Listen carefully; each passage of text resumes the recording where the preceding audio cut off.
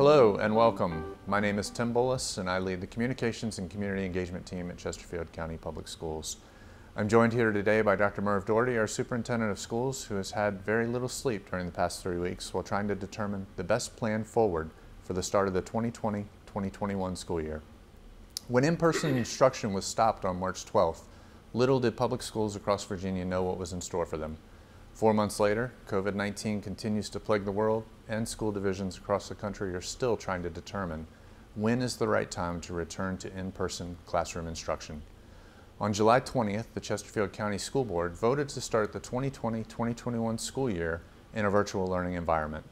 This decision means that students will begin the fall semester learning from home, while teachers teach utilizing online classrooms with access to materials and resources necessary to provide engaging lessons.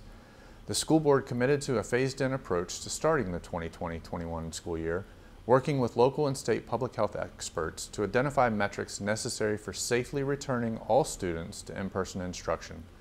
This phased-in approach begins with a virtual learning environment and, when appropriate, follows with the safe and timely transition of Level 2 special education students, those with an adaptive curriculum, and Levels 1 through 4 English language learners to classroom learning. It follows with a plan for a hybrid model of in-person and virtual learning that reintroduces cohorts of students to classroom learning while remaining in compliance with social distancing guidelines. And finally, the ultimate return of all students interested in returning to school for in-person instruction. Let's be clear. Everyone wants schools to reopen. Everyone understands the importance of face-to-face instruction. However, if we know nothing else about COVID-19, we know this. This is a fluid situation. Guidance changes, recommendations change, and science changes. So let's get started with our superintendent. Dr. Doherty, welcome and thank you for joining us. Thank you, Tim. First, let's talk about some of the community engagement that the school division has undertaken during the past several weeks as we've worked to get to this point. Well, first of all, we held 9 town hall meetings, we thought were very productive, over 13 and a half hours of FaceTime with answering questions and sharing possible options. We held one specific for our Hispanic population that had 9,000 viewers. We've had our schools each have a parent and faculty virtual meeting. So we felt that with over 120 to 130 virtual meetings, our FACE team had 9 meetings, subcommittee meetings and groups, meeting with small groups on a variety of topics as well. And so the opportunities that we've had to reach out to hear the pros and cons of all the options of where to move forward helped us in looking at what our community was facing, as well as realizing that this process, even with our staff meetings, talking with all of our departments, changes every day. And what we looked at 3 weeks ago and where we are today are completely different. We wanted people to understand that the health and safety of their child was important, the health and safety of our staff members are important, and that we truly believe that face-to-face time is the most important thing we could do. That's why the question we have right now is, how do we get back to 100% FaceTime instruction? The issue that we keep looking at are the cases. And we have been affected at our district office, at our construction sites, with our maintenance people, and the turnaround time is lengthy. I am hopeful that they will increase testing, because my concern is that there's a lot more virus out there that we're not testing. And so I'm hopeful that they will increase the testing, especially in our region. So you just touched on it a little bit, but 2 weeks ago, your leadership team and yourself were prepared to put forward a recommendation to reintroduce a hybrid model where parents had choice as to whether or not to send their children to school. What has happened over the past 2 weeks that led us away from that decision? We have seen an increase in cases, greater concern in that area. The opportunity to look at metrics is challenging because no one has really come out and said, here are the true metrics you want to review. That's from, we get information from CDC, from the Virginia Department of Health, from local health agencies, et cetera, et cetera. Everyone has a variety of opinions, and that's even caused superintendents in this state and around the country a lot of sleepless nights, because the guidelines in the sense have changed, but the outbreaks can be immediate and can multiply quickly. And then when you think about trying to get back into a building with not only the 2-week period, but also you have to have 2 tests that are negative to get back in, we have found out that it could take over a month to get someone back into a building. And as I tell people, the decision we've made in the next month will be judged if we were right or wrong. And that's why I was excited on some of the things that happened at our board meeting to help us be a little different than other school districts. So children coming in and out with positive tests or being quarantined because of exposure to a positive test, teachers having a positive test potentially and having to quarantine. I heard you describe up to potentially a month out of the classroom environment. Sounds very chaotic. What are some of the safety metrics or health metrics that we're looking for? Thanks for asking that. And just for our viewers, we are preparing a video that will be coming out very shortly on basically what a day looks like with a mask. And so I'm not even going to talk about the safety precautions, but the rules with them, if it's okay. So you think about before the child gets to the bus stop, the parent is required to ask 4 questions of health. Our child comes to the bus stop, has a mask on, the driver lets them on the bus. We will have masks on the bus for students who don't have a mask. They have seating of one child per seat, so that limits us to 26 students. And they'll ride the bus, get off the bus with their mask on, come into the building with their mask on, keep their mask on the entire day. So anyone from the start of their day to the end of the day must wear a mask. That's going to be mandated. As I said earlier, our goal is how do we get back to face-to-face instruction? So then you think about, I'm in the building, you will not be allowed to use the water fountains, so we will have to provide water for our students, water bottles for our students, and allow them to bring in their water bottles, which we do now. The opportunity to keep the social distancing in the classroom could limit us anywhere from 10 to 20 seats, depending on if the 3-foot stays or the 6-foot comes back. We have no idea what phase we'll be in a week or two. We are hoping it stays 3, but you never know with the cases increasing. The other issues of feeding and how to make sure that we walk through the stew, go back to their classroom, keeping the restrooms clean. We've met with each of our cleaning teams. I know even today I was with the BOSs of our schools and the building supervisors and with their teams, and looking at making sure that regular cleaning, ongoing cleaning, not only in the classrooms, in the hallways with doors, but also our ventilation systems. Spoke today with our operations people about the ventilation filters, making sure that they're operational. They have assured me that everything's moving forward very well. So even though our board has stated that we are going to start virtual, we are preparing when the board is ready to make that decision to come back to school. I know our transportation people are working hard, but the guidelines, if we have a case in the building, and with that case in the building, we must have a room for isolation and have a person with the student or with the student until a family member can pick the student up and then take them to the doctor. One of the concerning issues around the country, and which has been stated by multiple agencies, is that sometime at the end of September, we start our flu season. And so now how do you tell if it's the flu or if it's COVID? And another concerning issue there. And everybody's concerned about a vaccine. what we are eventually going to have to realize is that this is going to be with us, and how do we deal with it? Until we can get a handle on the increase of cases, I think it's difficult to say, let's everybody be in the same building. Many in the world have suggested that public schools can reopen. There's been guidance that you just referenced that says this is how you can do it. That guidance seems to come with a lot of ifs, and that guidance seems to change a little bit. I'm going to ask several rapid fire questions, and want to give you a short opportunity for answer.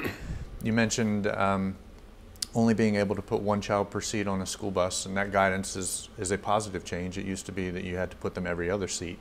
So you noted that 26 kids could ride a bus. On a normal day, how many children ride a school bus? Depending on the age group, it could be from 50 to 60 easily. Okay, so half of the number of kids that we normally transport can ride the bus. And I've heard, and just let me say, you know, Virginia is not a state that requires transportation. For us not to offer transportation would be inequitable. Now, I know that we've had parents say, I'll be more than happy to drive my child to school. And so we're going to give parents that opportunity to tell us that factually with a survey that we want to send out to our parents, basically saying if the school board, or when the school board votes to come back to school, one, will you send your child to school, and one, will your child ride the bus? I think that data is extremely important for us, and it's different from our previous survey, which we learned a lot from. We did not do a good job with the survey, and I've made that clear. This one is you're going to have to identify by going into parent view, and only the family who has access to that can answer. So we think it will be very reliable data. It will be per school, and we are very excited about getting that data. Thank you. Let's go into the classroom now. You mentioned 6 feet apart or 3 feet apart. We used a picture in the school board meeting on Monday from another school division that illustrated what a classroom looked like with seats spaced 6 feet apart. And again, as you noted correctly, that's 6 feet in front, 6 feet on the back, 6 feet on the left, 6 feet on the right. They had how many students in that classroom? 7. And how many students do we have in an elementary school classroom? K to 3, it's usually 22, usually 24 to 25 in grades 4 to 5. If you think of the secondary level, it can range, because of the course selection process, anywhere from 25 to 30 easily. You mentioned that we would mandate masks. CDC recommends anybody 2 and over wear a mask. The governor's executive order says 10 and older. Quickly describe what you would see in a classroom full of 24 5-year-olds trying to wear a mask for 6.5 hours a day. I think it'd be a challenging experience. I have to be careful how I say it. It would be challenging. It was interesting listening to a call with the daycare community and how some have opened up and trying to keep masks on their children who are coming in has been a challenge. I think it's going to be a learned skill for our children. That's why I think recess is probably going to be extremely important, and probably there'll be multiple recess times just to allow children to get out the words they need, to have that opportunity. When you're outside, that distancing helps a little more. But the social distancing is a requirement no matter where we go. You're thinking about walking in the hallways, having certain patterns. But I think it's going to be extremely difficult, but I think we can do it. It's just something else we're going to train. And we have to realize as we start school up, either virtual or face-to-face, we're going to stress a lot of our time on the social and emotional issues because we haven't seen our children in a while. And we really want to make sure that we have our counselors and our social workers and our psychologists ready to get online with them, or to do it in person when it happens, that we realize that recovery of learning is going to take some time. When you have this situation, we realize that we talked about a plan all the way through, not only this summer, but through next summer to try to help our children catch up. That's one reason why we're going to look at MAP testing, which is going to be extremely important for us to help us gauge where our children are as they come back to us in September. One last guidance or recommendation, and that's that you avoid mixing students in classes when possible. fairly easy at the elementary school level, yet at the secondary level you could have a freshman taking English 9 but who's taking Spanish 4 with juniors and seniors. Can you describe the challenges of keeping students together through the educational process? And you're correct. When you think about the elementary level, because they are clustered in with a teacher for the day and their activities, you could have a lot of the activities come into the room or move them as a cluster or cohort of students. When you get to the secondary level, because of different levels of learning, academic achievement, academic progress, and courses that they select, example, Tim, you and I could be in the first period together. We then go to 2 different classrooms. Then you're with a group of people. They go to different classrooms the next period and third period. So the example that you have that was shared with me was that I could have COVID, which is not unlikely at the secondary level, even though I have a mask, but there could be in one classroom, I'll go to another classroom. There could be possibilities of me infecting other students when they go to different classrooms. So you have this expansion. It's just like pouring water on the table. It just doesn't go one location, it goes all over. And that's a concern that parents have shared with us as well, that that's what they worry about. So there are a number of recommendations for proactive measures to take. Given the challenges we've discussed, how practical is it to welcome every student back in at this time while implementing those guidelines? Well, for us to think that we could bring in 63,000 students would be impossible. We've heard suggestions of looking at other locations and dealing with that. The thing about, have we talked to John Tyler? Well, we don't know when John Tyler is coming back for using their locations as well. The more you spread out your buildings, the more staff that you need. And we are already in this country in a teacher shortage. So the example, we had a great suggestion, and it was, but it just, we can't do it, is bring back all of our elementary school students, but use all of our buildings and keep our secondary at home. Well, I'm taking a class of every elementary and divided it in 2 now. That means I need twice as many elementary teachers. And as we try to hire, as everybody knows in the country, you are hiring the last second just to get the number that you need to make sure you can run the building. I'm not saying anything's impossible. That's our job, to be outside the box and be creative. But the example would be, with the recent survey that we said really was not a valid survey in one sense because it hit a minimal number of our schools and people, was that 82% of the people said they wanted their kids to come back. That number is still unbelievably high when you think about trying to get them into school. So that's why we have corrected our survey to direct it per school and per grade level. And I think that information will be extremely important for our board. So we have this operational guidance, but there's still a health and safety component to it. You've created a public health task force to help guide you as to determine when it is safe to return to the classroom. Who is on this task force and what will they be looking at? Well, I've asked Nick Oler, who's our health coordinator for student services, to lead the point, and he presented. We've asked Dr. Samuel from the Chesterfield County Health Department, Dr. David Johnson from Risk Management, and plus Nick has had some doctors as well volunteer to be on. And we are asking them to report back at every board meeting.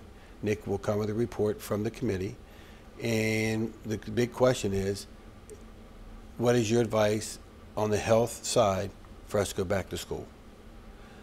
They may come back on the 11th of August and say, it's amazing, the numbers have dropped drastically, and or they could say the numbers have gone up and here's what we recommend. But I really can't try to do this on my feelings or opinion. It has to be on the health data. So numbers are extremely important moving forward, and the domino effect that you talked about earlier, where if one student gets it or one staff member gets it, it could impact not just that one individual, but an entire classroom, and potentially over a 14 to 28-day period. A lot of variables to take into consideration. What are some of the next steps moving forward? I know the school board has another meeting on August 11th. What do we plan to present at that meeting, and what information should the county constituents be looking for at that point? We will have the medical panel report out. There'll be a discussion about the continuance of what school do we stay with a virtual plan, or should we move into a phase? There's always question about phasing, because you're actually having students move from maybe a 2-day-a-week to somewhere else and coming back. So there even have been a lot of questions concerning health issues with a phase-in of hybrid. And I think the data that we get from the surveys will help us also look at what's our capacity, because we do know that we have I don't want to say a large number, but a fairly substantial number of parents that have said, I'm going to leave my child on virtual no matter what you do. Or we're looking at staying at home until there's a vaccine. So we really need to not take the information just from people calling us and emailing us, but we need now to get it in writing with a survey. So the parent option request that some in the community have asked for is coming. It just needs to be based on safety metrics to be able to host students and staff in schools. Yes, and we know that talking on calls around the country, what people are looking at, but we know in Virginia just this week, we've seen a large number of school districts, some who have just said we're going virtual, and some who've changed their plans and are going virtual now. I commend our board for not saying it's going to be a marking period or a semester. I commend our board for saying let's look at it each month. So the example here is, if the board were to say at any board meeting, it's time for us, we believe the data is strong for us to go back to school, at that board meeting they would give us 3 weeks. So the first day of the following month of school, so let's say they do it in September. That first day of October, we would take what they voted to do. They could do it in August. They could do it in October, realizing that there's a 3-week period turnaround time to implement it. So relying on scientific data and on public health recommendations, not how many people you can have on a bus, how many people you can have on a school division. Where can people find more information about the work that we've done so far? I would advise them to go to our website. There's a great deal of information. There'll be a great deal more of information. Our surveys will be public. We've tried to be very transparent with everything we've tried to do.